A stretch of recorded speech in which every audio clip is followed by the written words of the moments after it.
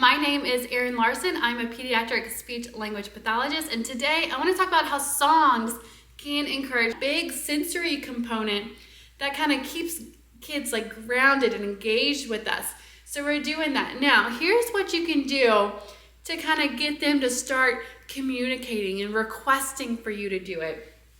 So after you've done the song several times, I want you to kind of stop, like partway through at a big kind of expected moment. So we would do this. We would go, row, row, row, your,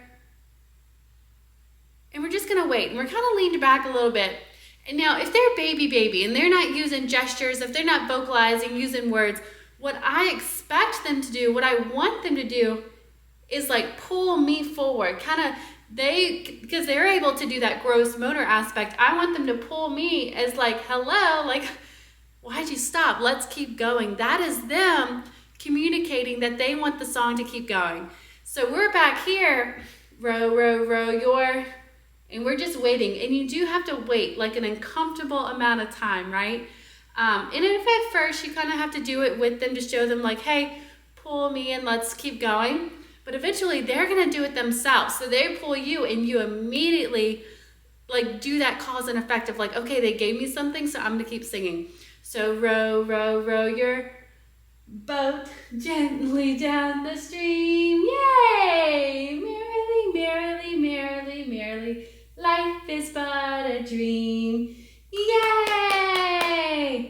All right, let's do it again. Let's do it more. Row, row, row your, and you can almost do like, as if you're waiting, you're kind of giving that expected, like, come on, like pull me, let's keep going.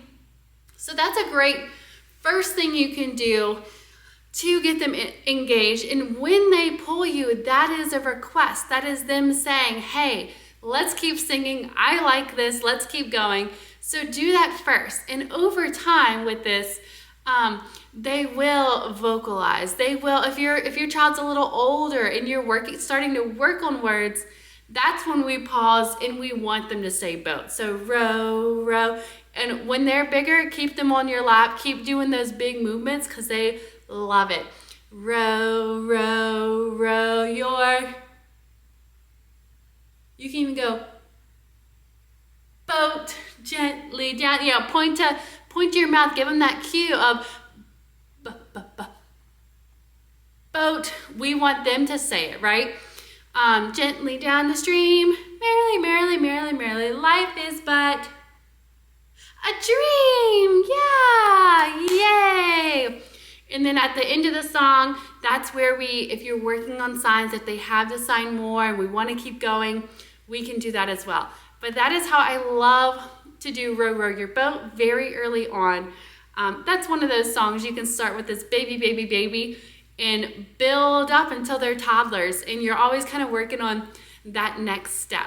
So that is the first song I want to talk about. The next song I want to talk about is If You're Happy and You Know It. So when you do If You're Happy and You Know It, what we want is that's when we want to work on those imitating gestures. So if you're at the gesture level, you want your child might not be using words yet, and you know, we're working on just imitating actions because we need to imitate actions before we get to that word level, before they can imitate words like, you know, clap and all of that. They need to be able to imitate like big gross motor movements, right? That comes first. So If You're Happy and You Know It is a great one because you have clapping, you have stomping. The best one, you have hooray. And when they're little, I just do yay because it's just easier to say. So if you're happy and you know it, clap your hands. And this is one we're gonna have to model a lot. We're just gonna do over and over, and we always model without expectation. We don't expect them to do it, right? We need to teach them, we need to show them. So that's what we're doing with that. If you're happy and you know it, clap your hands. If you're happy and you know it, clap your hands. And over. You can hold their hands if they want to do it with you, but I want you to be sitting down. I want you to be face with them. You can even have your hands up here so they can see your mouth in doing that. And then over time, you're gonna do that same again, that pause. If you're happy and you know it. And then you can even do this to show like, hey, I want you to do this movement. And what we want them to start doing is when we say, if you're happy and you know it, that they start clapping. They don't need to say clap your hands. That shows me that they know what's next. That shows me that they can imitate that movement. And that is them keeping the song going, requesting that the song is going, and still moving on. So that is so, so, so good to do with every step of the way. Hooray, that's one they'll usually start vocalizing way before any of the others. So if you're happy and you know it, shout hooray, yay! And be silly and dramatic, because that's what's gonna get your child engaged too. If you're happy and you know it, shout hooray, yay! You can even do sparkle hands or jazz hands. But this is one, even even before a year old, they can start doing a raised arm gesture. So that's a perfect one. Again, we never expect the song to be perfect. We never expect them to say all these words and do all the actions. What we are doing is just being good models of language and trying to interact with them and engage with them. Because when they're interacting with us, when they're engaged with us, that is when they're taking all the language in and learning it. Okay, so that's if you're happy and you know it. The next one I want to talk about, kind of along the same lines, is Wheels on the Bus. So it's the same type of thing. We have some big movements. We have like the doors on the bus go open and shut. So this is a big movement that they're going to be able to start doing early on. So, and again, we're going to be fun. We're going to exaggerate it. And the doors on the bus go open and shut. So we hope that their arms just shut just like that over time after we model it. Again, some other big movements, up and down are some of those big actions that they're going to be able to start doing early on. They also like when the mama goes shh, shh, shh, shh, shh, shh. And that's so good because that's a vocalization. That's even working on some of those early speech sounds. So all of those little ones, all of those things that are incorporated in that song are so good. But put those pauses in, see what they do back to you, see how they keep that song going. Just make sure you've done the song so many times, just you doing it and not expecting anything of them. All right, the next song I want to talk about is Old McDonald. So when we get to the stage with our child where we're trying to get them some vocalizations or some early words. Early words are those animal noises, those exclamations, all of that noises, animal noises are words. And so Old McDonald is such a good one. So we could sing, Old McDonald had a farm, E-I-E-I-O, and on that farm he had a cow, E-I-E-I-O. And notice when I said cow, I brought it to my mouth because I want them looking here. They also need that model of how we say words. And we need to be over exaggerated. So when we say moo, we're really showing them moo. We're not just saying moo. You know, they need to see how we're doing it. We need to be fun. Because if we make a word fun, then they're going to want to say it, right? So Old McDonald had a farm, E-I-E-I-O, and on that farm he had a cow with the moo moo here and the moo moo there. So I'm pointing, I am making that, connecting that meaning to that this is a cow and a cow says moo, right? Cow, moo, moo cow. You can change up the song too. Incorporate little different things and talk about the cow, just however they're interacting with you, if you can, make that keep going. So with the moo moo here and the moo moo there, here a moo, there a moo, everywhere a moo moo. Old MacDonald had a farm. And then E-I-E-I-O is good because that's our vowels. And our vowels, they can say early on, right? So E-I-E-I-O. that E is really dramatic with your mouth. E.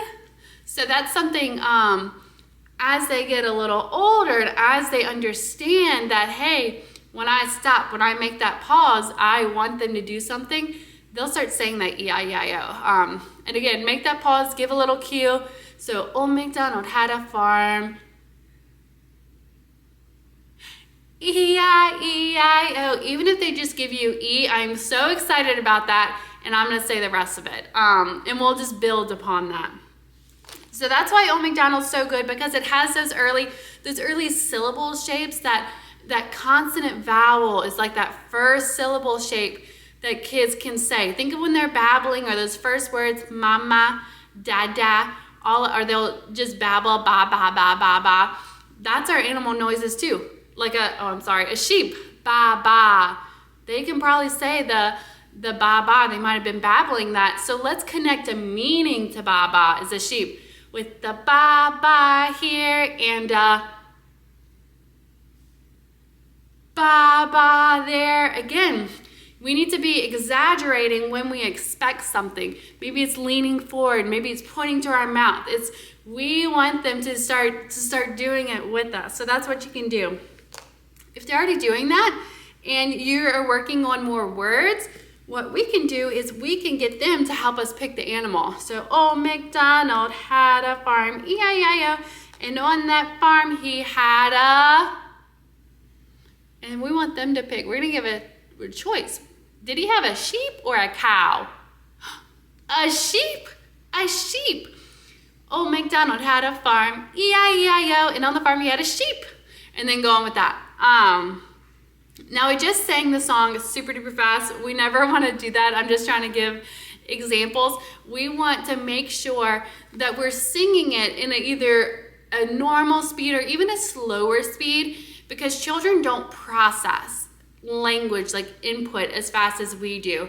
So that's why when we do pause, we need to give them a lot of time to process what we're doing and them to think, oh wait, I think she wants me to do something, right? So that's why I say you have to wait like this sometimes uncomfortable amount of time in order for them to start doing it. But all right, so those were some of my favorite songs to start with. Other ones I love are Twinkle Twinkle. Again, just those hand movements. This is one I personally do. I've done every day, every night before bed. He just turned 1, so with my youngest, and now he's starting to do some of those gestures.